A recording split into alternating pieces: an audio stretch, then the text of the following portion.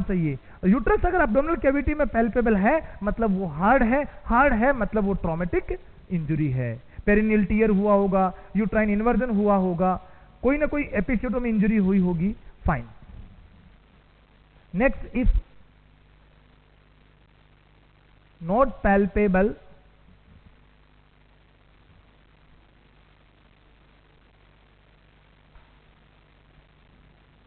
then it is soft uterus, मतलब atonic. तो एक ट्रिक दे दिया मैंने आपको, एक तरीका बता दिया, आपके बार बार कंफ्यूजन आपका कभी नहीं होगा कि सर हम कैसे डिसाइड करेंगे ये एटोनिक यूट्रस है या ट्रोमेटिक यूट्रस है। देखिए एटोनिक यूट्रस होगा तो उस कंडीशन में मैंने क्या बताया कि एटोनिक यूट्रस की कंडीशन में पर एब्डोमेन यूट्रस फील नहीं होगा, पेल्पेट ही नहीं कर पाओगे आपको। अगर आप पेल्पेट कर पा रहे हो इसका मतलब एब्डोमेन में वो यूट्रस हार्ड है, और इसका मतलब उस यूट्रस को मसाज की जरूरत नहीं है, उस यूट्रस को जरूरत है किसकी, कोई ट्रोमा है उसको सूचर करने की, इंजरी हुई है कहीं ना कहीं उसको देखने की। हमें री एक्सप्लोर करना पड़ेगा क्या चीज, जो अपर जेनाइटल जो लोअर जेनाइटल ट्रैक्ट है, example like vaginal region, cervix का रीजन, यूट्रस का रीजन, उसको हमें बार बार देखना पड़ेगा, एक्सप्लोर करना पड़ेगा। कौन सी सिचुएशन में, ट्रोमेटिक यूट्रस की कंडीशन में। ट्रोमेटिक अगर यूट्रस पैल्पेट ही नहीं हो रहा है तो वो क्या है, सिंपल सा टास्क है, वो है एटोनिक यूट्रस। अब हम पढ़ रहे थे मैनेजमेंट, मैकेनिकल मैनेजमेंट की बात कर रहे थे, तो सबसे पहले मैंने कहा यूट्राइन मसाज या बाईमैनुअल कंप्रेशन। तो बाईमैनुअल कंप्रेशन में मैंने क्या कहा था, एक हाथ जो होगा वो बाहर होगा, the second hand will be inside, जो दूसरा हाथ होगा वो इनसाइड द यूट्रस होगा, और इससे कंटिन्यूसली क्या करना है, कंप्रेशन क्रिएट करना है। ये हमारा पहला मैकेनिकल मेथड है। मैकेनिकल मेथड की कैटेगरी में सेकेंड वन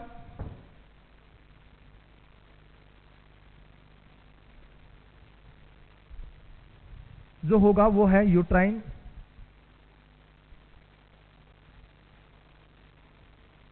टेम्पोनेट। क्या बताया गाइज मैंने, यूट्राइन टेम्पोनेट। यूट्राइन टेम्पोनेट का मतलब यहां पर क्या है और क्या करते हैं यूट्राइन टेम्पोनेट्स में। यूट्राइन टेम्पोनेट का मतलब हम यहां पर या तो फर्स्टली ये आ सकता है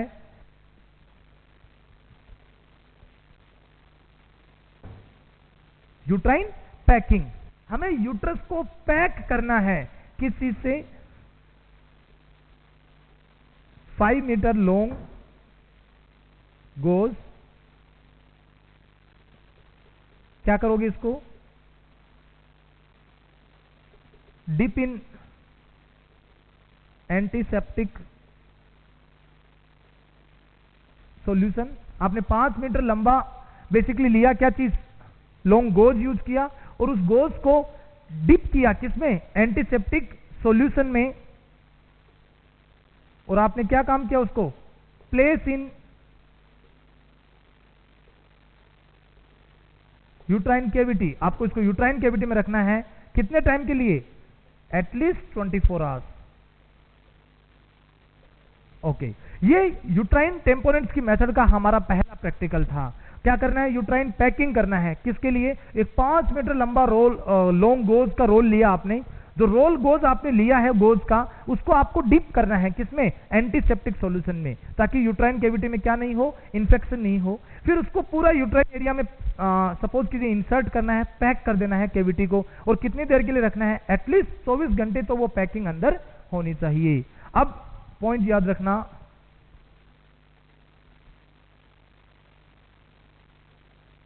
it is not in use at present. They WHO don't recommend it because chances of infection, so they don't use it nowadays, so it's out of recommendations now। आप ये याद रखना, बस एक बार आपको मैंने केवल एक मेथड के रूप में यह बताया है कि आपको एटलीस्ट पता हो कि हम यूट्रस के अंदर टेम्पोनेंट कैसे लगा सकते हैं। फाइन, तो ये एक out of date like outdated method है, यूट्राइन पैकिंग मेथड यूज नहीं होती। फिर भी याद रखना पैकिंग में हम क्या करते हैं, 5 मीटर लंबा रोल गोज जो होता है उसको एंटीसेप्टिक सॉल्यूशन में हम लोग डिप करते हैं, असेप्टिक बनाते हैं उसको, उसके बाद हम उसको यूट्राइन कैविटी में रखते हैं। कितनी देर के लिए, एटलीस्ट 24 आवर्स के लिए। इसी यूट्राइन टेम्पोनेंट की कैटेगरी के अंदर, इसी कड़ी के अंदर हमारे पास एक नेक्स्ट पॉइंट और आ रहा है, दैट इज दी टेम्पोनेंट्स के अंदर हम लोग पढ़ सकते हैं like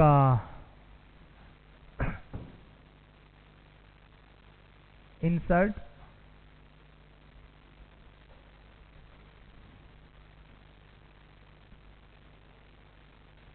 Sengstaken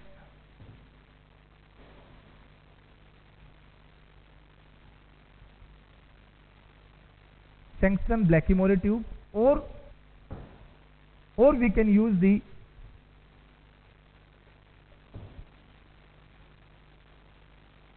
Bakri balloon for the tamponade effect.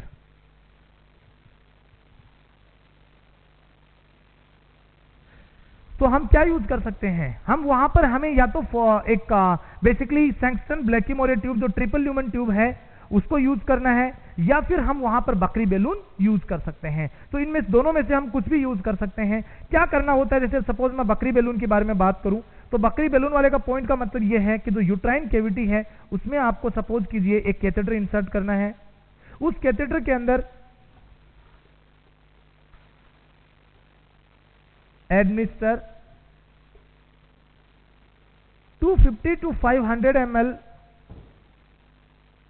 Warm saline, आपको एडमिनिस्टर करना है कितना, 250 to 500 ml of warm saline. उससे क्या होगा, जो बैलून होगा दैट विल बी इन्फ्लेटेड, पूरा बैलून इन्फ्लेट हो जाएगा। बैलून इन्फ्लेट हो गया किसमें, यूट्राइन कैविटी में। ये क्या कर रहा है, जैसे सपोज कीजिए इस एरिया से जो ब्लीडिंग हो रही है उसको दबा रहा है, कंप्रेस कर रहा है। ये हो गया टेम्पोनेड इफेक्ट। फाइन, कितना यूज किया हमने, 250 से 500 ml सलाइन यूज किया। फाइन, नेक्स्ट पॉइंट हमारा, तो ये गाइस हो गया बकरी बैलून के लिए। बकरी बैलून आपको कितने टाइम तक रखना है, एटलीस्ट 48 आवर्स तक आपको रखना है। एटलीस्ट 48 आवर्स तक तो आपको रखना ही रखना है, किस चीज को, बकरी बैलून को। फाइन, अगले हमारे मुद्दे पे आते हैं। तो गाइस हम पढ़ रहे थे मैकेनिकल मेथड। मैकेनिकल मेथड में आपको क्या चीजें बताई मैंने आपको यहां पर कहा कि हम या तो वहां पर सेंगस्टन ब्लैकीमोरे ट्यूब डाल सकते हैं, या फिर हम बकरी बैलून का जो कैथेटर आता है वो यूज कर सकते हैं। मेन मुद्दे की बात यह है कि वहां पर आपको 250 से लेके 500 ml सलाइन यूज करना है। कौन सा सलाइन, वार्म सलाइन यूज करना है। उससे क्या होगा, यूट्रस के अंदर एक बड़ा टेम्पोनेड इफेक्ट आएगा। उस टेम्पोनेड इफेक्ट से क्या होगा, जो ब्लीडिंग होगी, जो आर्टरीज हैं वो कंप्रेस हो जाएंगी and bleeding will be stopped. Alright guys, कितने समय के लिए आपको प्लेस करना है, एटलीस्ट 48 आवर्स के लिए आपको अपनी पोजीशन पे रखना है। ये था हमारा टेम्पोनेड इफेक्ट।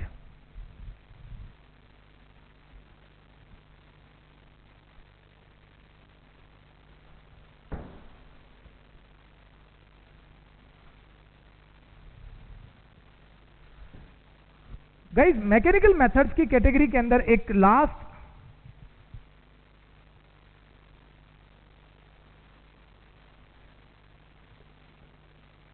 WHO रिकमेंडेशंस के अंदर WHO मैकेनिकल मेथड में किन चीजों को रिकमेंड करता है, WHO रिकमेंड करता है बाईमैनुअल कंप्रेशन को, WHO रिकमेंड करता है बकरी बैलून की टेक्निक को जो कि टेम्पोनेड है, WHO रिकमेंड करता है मास्ट को। हम उसी मास्ट के बारे में अब लास्ट में इस मैकेनिकल मेथड में पढ़ने जा रहे हैं। शायद यहां तक आपका क्लियर होगा पॉइंट। फाइन, मास्ट मेथड, इसमें क्या करना है, कुछ नहीं, आपके लिए बहुत ही सिंपल सी टास्क है, आप लोगों ने पहले भी पढ़ रखा है इसके बारे में। मिलिट्री एंटी सोक गारमेंट ट्रीटमेंट। क्या लिखा मैंने, मिलिट्री एंटी सोक गारमेंट ट्रीटमेंट, मतलब हमें कुछ ऐसी चीज यूज करनी है जो सोक की कंडीशन को, हाइपोवोलेमिक सोक को ट्रीट कर सके। हम इसमें क्या कर सकते हैं, मिलिट्री एंटी सोक गारमेंट ट्रीटमेंट के अंदर apply large BP cuff, apply large BP cuff over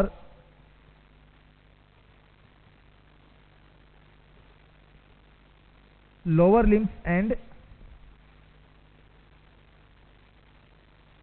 abdomen। हमें क्या करना है, जो लार्ज BP कफ है उनको अप्लाई करना है, कहां पर, लोअर लिम्स के ऊपर। मतलब क्या करना है, जैसे सपोज कीजिए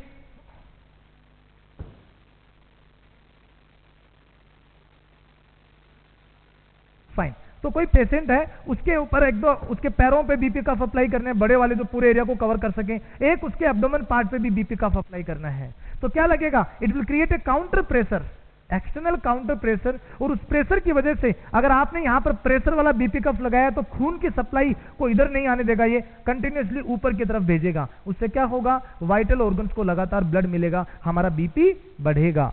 तो large BP cuff applied over the lower limbs and abdomen, it will create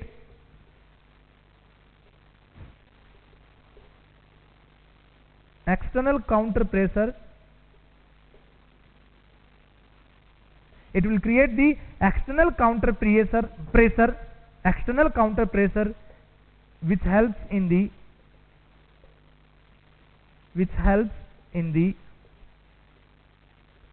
return of blood to vital organs. तो हमारी इस गारमेंट का काम क्या है वो भी हमने यहां पर समझ लिया। मैंने कहा कि लार्ज बीपी कफ को अप्लाई करना है, लोअर लिम्स पे अप्लाई करना है, उसके अलावा हमें अब्डोमेन एरिया पे अप्लाई करना है, हमें कफ को इन्फ्लेट करके रखना है, उससे क्या होगा, एरिया कंप्रेस होगा, दबेगा तो ब्लड कहां जाएगा, ऊपर की तरफ लगातार चलता जाएगा, ब्लड प्रेशर जो होगा वो बढ़ेगा। फाइन, ये थी हमारी मैकेनिकल मेथड। तो डियर स्टूडेंट्स, मैकेनिकल मेथड्स में हमने किन किन चीजों के बारे में डिस्कस किया, हमने डिस्कस किया बाइमैनुअल कंप्रेशन।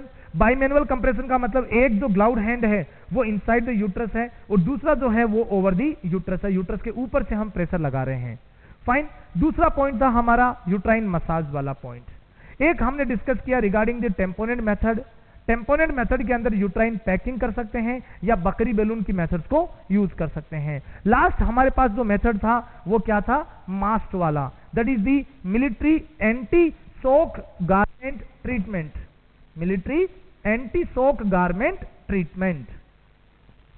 ये बेसिकली सोक से प्रिवेंट करने का एक तरीका था। पीपीएच को प्रिवेंट करना मतलब सोक को प्रिवेंट करना। लास्ट में हमारे पास आता है surgical management of the PPH. PPH का क्या सर्जिकल मैनेजमेंट हो सकता है, इसके अंदर देखिए हमें दो चीजें देखनी होंगी। इफ फैमिली इज कंप्लीटेड, या फिर दूसरा ऑप्शन है family is not completed. Mother का है, अभी उसको एक ही बेबी है और they need one more baby in the future, so family complete है या नहीं है, जो मदर है, जो पीपीएच मदर है उसका, वो पॉइंट हमें पहले देखना है। फैमिली इज कंप्लीटेड और नोट, हमें उसी हिसाब से हमारे मैनेजमेंट की प्लानिंग करनी होती है। Fine, if the family is completed तो हम क्या करेंगे, इतना ब्लड लॉस हो रहा है मदर को, तो मदर को शोक से भी हमें बचाना है, अदरवाइज मदर की डेथ हो सकती है। हमारे पास सबसे बेस्ट ऑप्शन लास्ट में बचता है सब टोटल हिस्टेक्टोमी। सब टोटल हिस्टेक्टोमी, सब टोटल हिस्टेक्टोमी के अंदर हम लोग क्या करते हैं, only uterus is removed, cervix and vaginal part is kept safe, मतलब उनको हम रिमूव नहीं करते हैं। उससे क्या होगा, to restore the sexual life of mother, जो पीपीएस मदर है उसकी सेक्सुअल लाइफ को एटलीस्ट हमें रिस्टोर रखना है, इसलिए वेजाइनल या सर्वाइकल पार्ट को हमें अनटच रखना है, उसको कोई भी इंजरी नहीं होनी चाहिए। बाकी हम केवल यूट्राइन पार्ट को रिमूव कर सकते हैं, इसलिए नाम रखा है सब total hysterectomy. Alright guys, if the family is not completed, अगर फैमिली कंप्लीट नहीं है तो हमें क्या करना है, ligation of internal iliac artery और यूट्राइन आर्टरी। कि हमें लाइगेट करना है किससे, इंटरनल इलियाक आर्टरी को लाइगेट करना है, मतलब सूचर बांधना है, या एक्सटर्नल जो डायरेक्टली जो यूट्राइन आर्टरी है उस चीज को हमें लाइगेट करना है। इंटरनल इलियाक आर्टरी को आप लाइगेट करोगे तो ब्लीडिंग जल्दी कंट्रोल होता है। हम लाइगेशन के लिए कौन सा सूचर यूज कर सकते हैं, कौन सा सूचर मेथड यूज कर सकते हैं for ligation? Generally we are following the B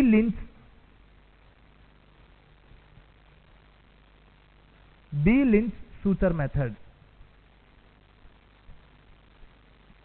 ये आप याद रखना, B Lynch suture method use for the ligation of the blood vessels. तो गाइस लाइगेशन बांधने से क्या होगा, उस एरिया में अगर ब्लड ही नहीं आएगा तो ब्लीडिंग किस चीज का होगा, दैट कैन बी डन। तो ये था रिगार्डिंग दिस मैनेजमेंट।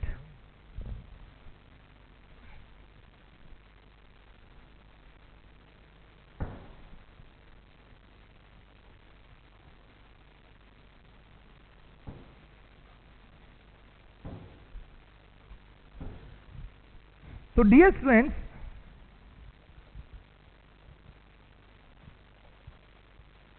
देखिए अभी जो हमने पढ़ा वो ओरिजिनली मेनली जो रियल ट्रीटमेंट था वो था ट्रू पीपीएच का मैनेजमेंट।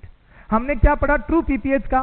ट्रू पीपीएच का मतलब मैंने आपको क्या बताया था कि it is the more than 500 ml blood loss after the placental delivery. Placenta delivery के बाद में विद इन 24 आवर्स, मतलब प्राइमरी पीपीएच का एक टाइप था कि 24 घंटे के बाद में ब्लीडिंग हो रहा है, 24 घंटे के अंदर अंदर वहां पर ब्लीडिंग हो रहा है, विद इन 24 आवर्स ब्लीडिंग हो रहा है, बट वो प्लेसेंटल डिलीवरी के बाद में ब्लीडिंग हो रहा है, आफ्टर प्लेसेंटल डिलीवरी, इसलिए क्या नाम रखा ट्रू पीपीएच।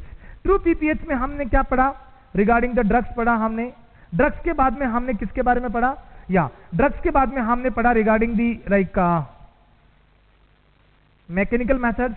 मैकेनिकल मेथड के बाद में हमने क्या डिस्कस किया, हमने डिस्कस किया रिगार्डिंग दी सर्जिकल मेथड। तो ये सब चीजें ट्रू पीपीएच का मैनेजमेंट आता है। ट्रू पीपीएच के बाद में एक जो हमारा थर्ड स्टेज पीपीएच होता है, third stage PPH. Third stage का मतलब अभी प्लेसेंटा का डिलीवरी नहीं हुआ है, उसको आप कैसे मैनेज करोगे? थर्ड स्टेज पीपीएच को मैनेज करने का आपके पास क्या तरीका है? वहां पे हमें, मैंने आपको पहले ही बताया था, चेक दी प्लेसेंटल सेपरेशन, कि प्लेसेंटा सेपरेट हुआ है या नहीं हुआ, वो चीज आपको चेक करनी है। If the placenta is separated, बहुत जल्दी ही या इजीली रिमूव हो जाएगा प्लेसेंटा। अगर प्लेसेंटा सेपरेट नहीं हुआ तो वहां पर प्रॉब्लम है। प्लेसेंटल सेपरेशन के क्या इंडिकेशंस होते हैं? प्लेसेंटल सेपरेशन के क्या इंडिकेट होते हैं, कि कैसे पता चलेगा प्लेसेंटा सेपरेट हो गया? Increase in umbilical cord length, umbilical cord की जो लेंथ है वो बढ़ जाएगी, and gush of blood will come out. जो गस ऑफ ब्लड है, बहुत सारा एक ब्लड का वॉल्यूम होगा, वो अचानक से क्या होगा, बाहर की तरफ आएगा। फाइन। तो गाइस अब हम अभी क्या पढ़ रहे हैं, हम अब लोग क्या चीज डिस्कस कर रहे हैं? हम थर्ड स्टेज पीपीएच का मैनेजमेंट पढ़ रहे हैं। कौन से पीपीएच का? थर्ड स्टेज पीपीएच जो होता है प्लेसेंटा डिलीवरी से पहले वाला, हम उसका मैनेजमेंट कर रहे हैं। सबसे पहले मैंने यहां पर आपको क्या बताया, मैंने आपको कहा कि सबसे पहले हमें यह चेक करना है कि प्लेसेंटा इज सेपरेटेड और नॉट, वो चेक कीजिए। If the placenta is separated, ये चीजें आपको मिलेंगी। Okay,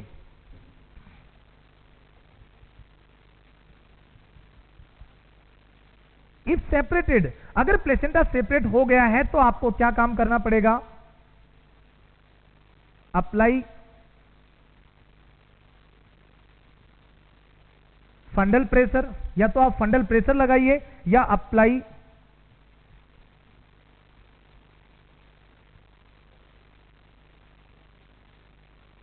counter traction over umbilical cord, या तो आप अम्बिलिकल कॉर्ड के ऊपर काउंटर ट्रैक्शन लगाइए। कॉर्ड ट्रैक्शन जिसको हम लोग बोलते हैं, कॉर्ड ट्रैक्शन, और कॉर्ड को ट्रैक्शन मतलब उल्टी साइड में आपको घुमा के उसको आपको नीचे और ऊपर की तरफ पुल करना है। Pull the umbilical cord in the downward and upward manner, because cord बहुत सारा बाहर आ गया है, मतलब प्लेसेंटा केवल यूट्रस के लोअर सेगमेंट में है। कहां पर है प्लेसेंटा? लोअर सेगमेंट में है प्लेसेंटा। तो कोड ट्रैक्शन लगाते हुए slowly downward and upward manner में आप क्या करोगे, इसको पुल कीजिए, प्लेसेंटा बाहर आ जाएगा। तो that is called as apply counter traction over the umbilical cord. कैसे पुल करोगे? Pull downward and then upward slowly, धीरे धीरे आपको पुल करना है। फाइन, ये था if the placenta is separated. अगर प्लेसेंटा सेपरेट है तो हमारे थर्ड स्टेज पीपीएस के अंदर ये बहुत ही बड़ा हेल्पफुल होगा। मतलब आप इस तरीके से प्लेसेंटा की क्या कर सकते हो, डिलीवरी करवा सकते हो।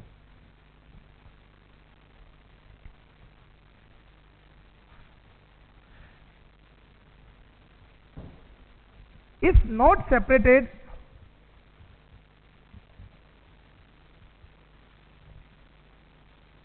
अगर प्लेसेंटा सेपरेट नहीं हुआ है, प्लेसेंटा अभी यूट्रस के यहीं पर चिपका हुआ पड़ा है, यूट्रस के यहीं पर चिपका हुआ है। इफ नॉट सेपरेटेड, यहां पर आपको ध्यान रखना है, ये दो चीजें होंगी, माइल्ड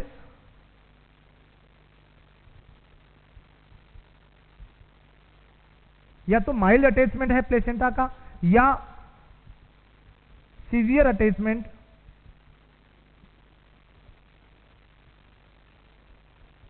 विद यूट्रस। हम ट्रांसवेजाइनल सोनोग्राफी के द्वारा इस चीज को चेक कर सकते हैं कि कितना सीवियरली प्लेसेंटा है वो अटैच है यूट्रस के साथ में। अगर माइल्ड अटैचमेंट है तो हम रिमूव कर सकते हैं, रिमूव विद मैनुअल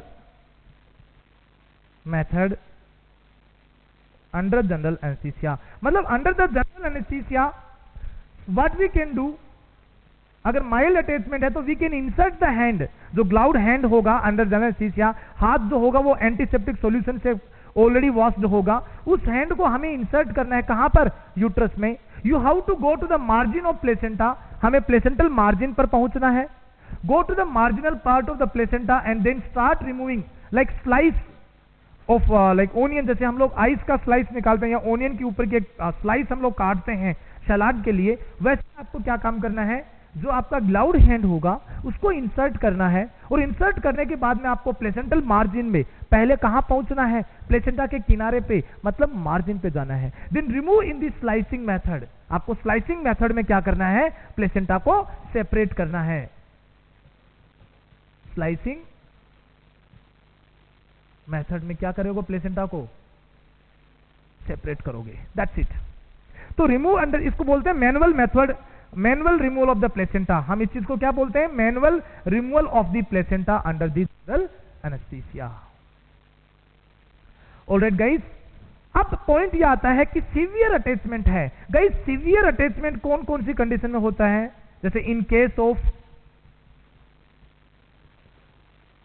प्लेसेंटा एक्रीटा परक्रीटा, ऐसी सिचुएशंस के अंदर क्या हो सकता है, वहां पर सीवियर अटैचमेंट हो सकता है। इस कंडीशंस में या ऐसी सिचुएशंस में आप क्या करोगे, प्लेसेंटा बहुत सीवियरली अटैच्ड है, ऐसी कंडीशन में आप क्या करोगे, ब्लीडिंग भी ज्यादा होगी। यहां पे आपके लिए दो पॉइंट्स होंगे। पॉइंट ये है, इफ फैमिली कंप्लीटेड, अगर फैमिली कंप्लीट है मदर की, तो हम क्या करेंगे, वही जो आपको मैंने पहले बताया था, सब टोटल हिस्टेक्टोमी करेंगे, सब टोटल हिस्टेक्टोमी करेंगे। मतलब यूट्रस को हमें निकालना है, और क्या ऑप्शन हमारे पास रहेगा, प्लेसेंटा तो पूरा डीप मायोमेट्रियम तक या पेरीमेट्रियम तक एडेरेंट है। मैं आगे आपको दोबारा से पढ़ाऊंगा प्लेसेंटा एक्रीटा परक्रीटा इनके बारे में, इनक्रीटा। बट मतलब यूट्रस जो प्लेसेंटा है वो एंडोमेट्रियम को क्रॉस करके बहुत ऊपर तक चिपक गया है, उसको आप हाथ से रिमूव नहीं कर सकते, तो हमें क्या करना पड़ेगा, सब टोटल हिस्टेक्टोमी। कौन सी सिचुएशन में, if the family is completed, please keep in the mind, if the family is completed, first baby था, अभी फीमेल की एज बहुत ही यंग है, 25-30 एज है, उस केस में हमें हिस्टेक्टोमी नहीं करना है। We have to keep in the mind, if family not completed. अगर फैमिली कंप्लीट नहीं है तो हमें क्या करना पड़ेगा? उस सिचुएशन के अंदर cut the umbilical cord, cut the umbilical cord as deep as possible. देखिए पहला स्टेप, प्लीज रिमेंबर, मैं इस चीज को एक्सप्लेन कर रहा हूं। पहला स्टेप उस केस में आपका क्या होगा? अगर फैमिली कंप्लीट नहीं है तो पहला स्टेज आपका होना चाहिए, everyone please keep in the mind, ये सब लोग ध्यान में रखना है इस चीज को, कि सबसे पहला स्टेप हमारा होना चाहिए, अगर फैमिली कंप्लीट नहीं है और प्लेसेंटा बहुत डीप तक अटैच है तो पहला स्टेज हमें अम्बिलिकल कॉर्ड को डीप तक कट करना है। जैसे सपोज ये प्लेसेंटा लाइक एरिया है, ये प्लेसेंटा है और इससे ये अम्बिलिकल कॉर्ड आ गया, तो उसको हम जितना पॉसिबल हो सके उतना डीप तक हमें अम्बिलिकल कॉर्ड को कट करते रहना है, कट करना है। नेक्स्ट स्टेप क्या होगा? Wait for autolysis of placenta and cord. उसमें क्या करना पड़ेगा? Administer methotrexate. हमें मेथोट्रेक्सेट देना है, मदर को क्या देना है? मेथोट्रेक्सेट ड्रग देनी है। मेथोट्रेक्सेट ड्रग देंगे और हमें वेट करना है ऑटोलाइसिस। गाइस ऑटोलाइसिस का मतलब होता है self absorption of placental tissues. जो प्लेसेंटल टिश्यूज हैं उसका सेल्फ अब्जॉर्प्शन, बॉडी अब्जॉर्ब कर ले, धीरे धीरे ऑटोमेटिकली प्लेसेंटा गल जाए, उसके टिश्यूज खत्म हो जाएं। जैसे बेबी, न्यूबॉर्न बेबी जन्म लेता है, उसके थोड़े समय बाद जो अम्बिलिकल कॉर्ड का आगे का जो उसका स्टंप होता है वो ऑटोलाइसिस हो जाता है, अपने आप धीरे धीरे खत्म हो जाता है। ऑलराइट, सिमिलरली यहां पर भी हमें ऑटोलाइसिस का इंतजार करना होगा, बिकॉज हम यूट्रस को निकाल नहीं सकते, मदर अभी बहुत ज्यादा यंग एज के अंदर है, तो हमें ऑटोलाइसिस ऑफ प्लेसेंटा का वेट करना पड़ेगा, टिश्यूज को सेल्फ ऑब्जॉर्ब करने का समय देना पड़ेगा। ड्रग देनी है हमें, डेफिनेटली ड्रग का सपोर्ट करना है। कौन सा ड्रग आप दोगे? मेथोट्रेक्सेट। तो गाइस हमने पढ़ा कि थर्ड स्टेज पीपीएच को दो कंडीशंस में हमें ट्रीट करना है। फर्स्ट हमें यह चेक करना है कि प्लेसेंटा सेपरेट हुआ या नहीं हुआ। प्लेसेंटा सेपरेट हो गया तो हम इसको अम्बिलिकल कॉर्ड ट्रैक्शन लगाते हुए डाउनवर्ड एंड अपवर्ड मैनर में बाहर निकाल सकते हैं, और उसके बाद ऑक्सीटोसिन एंड मेथार्जिन देके यूट्रस के कॉन्ट्रैक्शन करवा सकते हैं। सेकंड हमारे पास क्या ऑप्शन है? सेकंड हमारे पास पॉइंट है कि if the placenta is not separated, separate नहीं है, फिर हमें ट्रांसवेजाइनल सोनोग्राफी के द्वारा यह कंफर्म करना है कि ये माइल्ड एडेरेंस है, हल्का सा अटैचमेंट है, या डीप एडेरेंस जैसे प्लेसेंटा एक्रेटा, इनक्रीटा, परक्रीटा है। अगर माइल्ड है तो हमें मैनुअल मेथड से रिमूव करना है, अगर सीवियर वाला है तो हमें वेट करना है। किस चीज के लिए? एडेरेंस अगर वेट है, सपोज बहुत डीप वाला है तो हमें वेट करना है, मतलब किस चीज का देखने के लिए कि फैमिली कंप्लीटेड और नॉट। अगर फैमिली कंप्लीट है तो हम हिस्टेक्टोमी कर सकते हैं, और अगर सपोज कीजिए फैमिली कंप्लीट नहीं है तो हमें वेट करना है किस चीज के लिए? ऑटोलाइसिस के लिए। फाइन।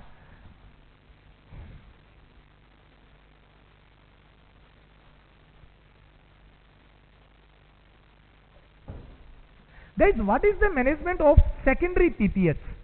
सेकेंडरी पीपीएच का क्या मैनेजमेंट करेंगे? प्राइमरी पीपीएच हो गया, सेकेंडरी पीपीएच वाला कौन सा था? हमें किसका नाम दिया था secondary PPH? After 24 hours but within 6 week PPH. इस पीपीएच को हमने नाम दिया था सेकेंडरी पीपीएच। चलिए सेकेंडरी पीपीएच के अंदर हम कैसे मैनेज करेंगे? सेकेंडरी पीपीएच के अंदर हमें क्या होगा?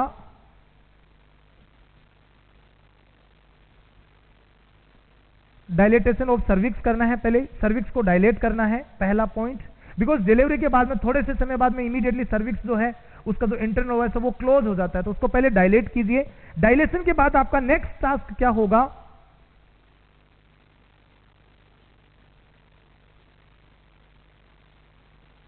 क्यूरेटेज ऑफ यूट्रस विद, मतलब एक तरीके का डीएनसी हो गया ये, it's like a DNC, dilatation and curettage जैसा हो गया। पहले हमें क्यूरेटेज का मतलब यूट्रस को डायलेट करना है, सर्विक्स को, फिर हमें ओवम फोर्सेप्स के द्वारा री एक्सप्लोर करना है यूट्रस को अंदर से कि कहीं पर कोई क्लॉट तो नहीं रह गया है। Curettage of the uterus with ovum forceps for expulsion of beads of placenta. जो प्लेसेंटा के जो टिश्यूज है उनको रिमूव करने के लिए हमें उनको ओवम फोर्सेप्स का यूज करना है। तो ये था, प्लस उसके बाद में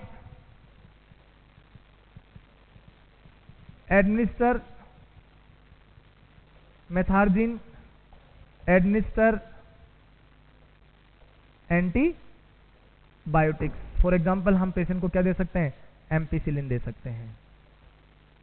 ऑल राइट, तो हमने सेकेंडरी पीपीएच में क्या पढ़ा कि सेकेंडरी पीपीएच का मेन कोज क्या था,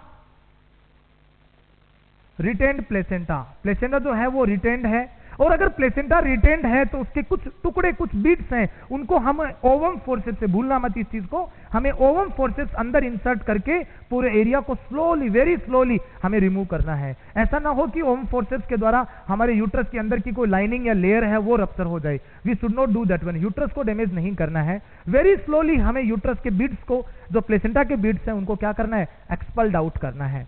एक्सपल्ड आउट होने के बाद में हम मेथार्जिन दे सकते हैं ब्लीडिंग को कंट्रोल करने के लिए, या ट्रानेक्सामिक एसिड दे सकते हैं, प्लस हमें वहां पर एंटीबायोटिक देनी है, एग्जांपल एम्पिसिलिन। ऑलराइट, तो गाइस ये था regarding the management of secondary PPH.